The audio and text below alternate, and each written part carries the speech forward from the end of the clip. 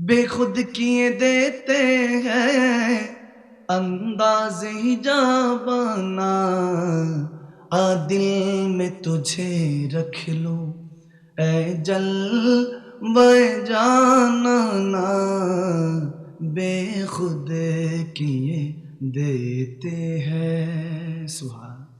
দেখেন পেরেশানি, দুঃখ, বিমারি, অসুখ বিসুখ, এখন কোনো কিছু আসলে বলি তুই আমার সাথেই থাক, যাইস না, তুই আর যাইস না।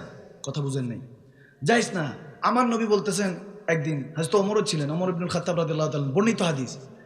তো বলতেছেন একদিন সেটা খোদা আলীর কাছে আসছেন।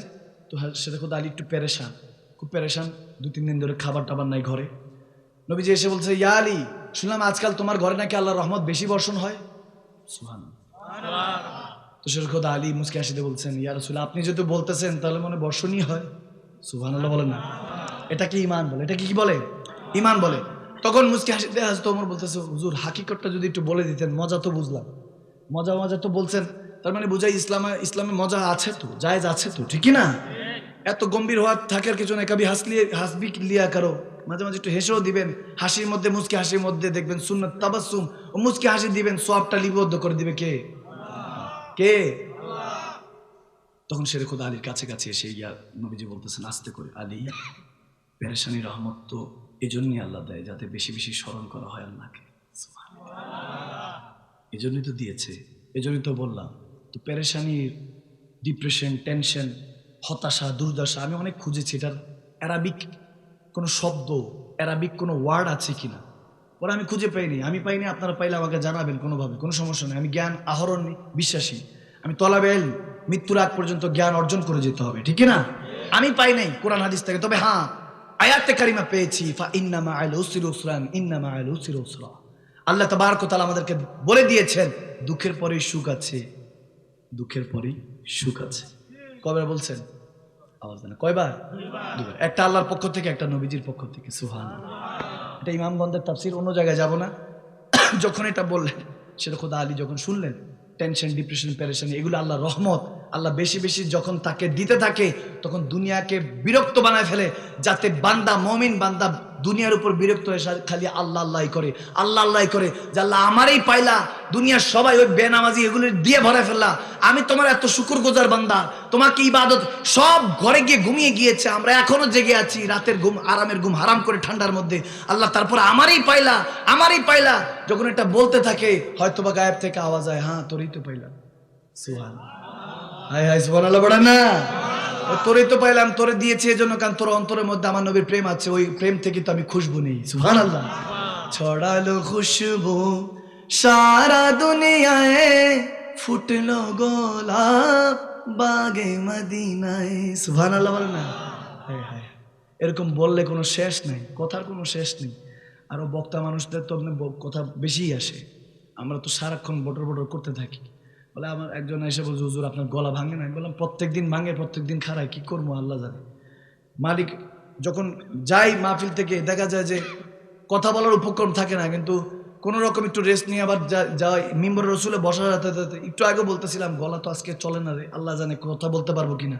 বসলাম উজু করে এসে বসার সাথে সাথে আবার কথা বলছি, ঘন্টা দেড়েক তো পার হয়ে গেল। তো সিরা নোট দিয়েও আমার নবী জামানা চালাইতে পারে কি পারে না?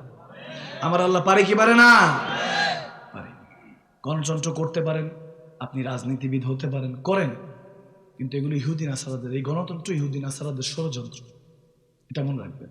আপনাকে গণতান্ত্রিক অধিকার বলে আপনাকে মুসলমান হয়ে মুসলমানের সাথে মারামারি লাগায় দেয়।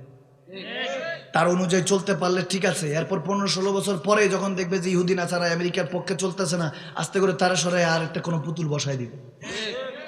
একটা সত্য বলে দিয়ে গেলাম, আল হক মরুন, হক কথা একটু তিতা হতে পারে, মমিন জানে তিত করলা খেলে রক্ত পরিষ্কার হয়, হকের কথা বললে ইমান পরিষ্কার হয়, ঠিক না? এটাই সত্য। মুসলমানদেরকে আল্লাহ আল্লাহ রসুল যেটা দিয়ে গিয়েছেন ওটা হলো খেলাফত। সেটা কি? খেলাফত। দুঃখজনক বিষয় হলো আমরা মুসলমানরা এটাতে এখন বিশ্বাস করি না। আহলে সুন্নাত ওয়াল জামাত আছে, আপনারা জানেন যে একত্রিত।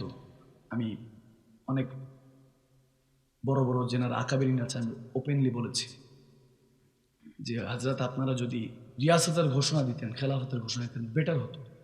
দেখেন খারাপের দুনিয়া, এখন জামানাটা চলতেছে ইহুদিদের সালতানাত, এটা খারাপের দুনিয়া। এখানে ভালো কম থাকবে, খারাপ বেশি থাকবে। অবস্থা না ঠিক না? কারণ খারাপ না হলে তো কিয়ামত হবে না। যা কিছু দেখছেন এগুলো কিয়ামতের আলামত।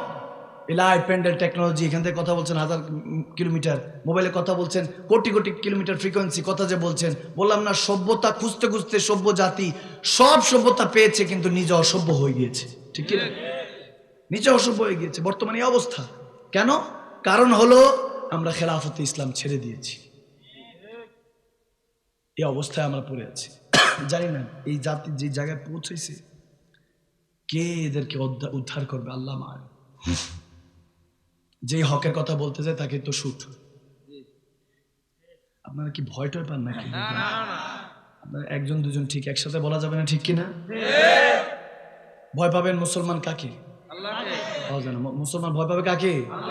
আর কাউকে ভয় করার দরকার নেই। আল্লাহ রসুল যেহেতু আছে, আমরা কিসের ভয়? কোনো ভয় নেই। আমার কিসের সংখ্যা, কোরআন আমার ডঙ্কা, ঠিক না?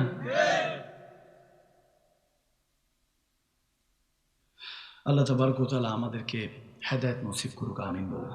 প্রথমে আমাদেরকে চলার তৌফিক দান করুক, তারপরে ওই অনুযায়ী আপনাদেরকে কবুল করুক।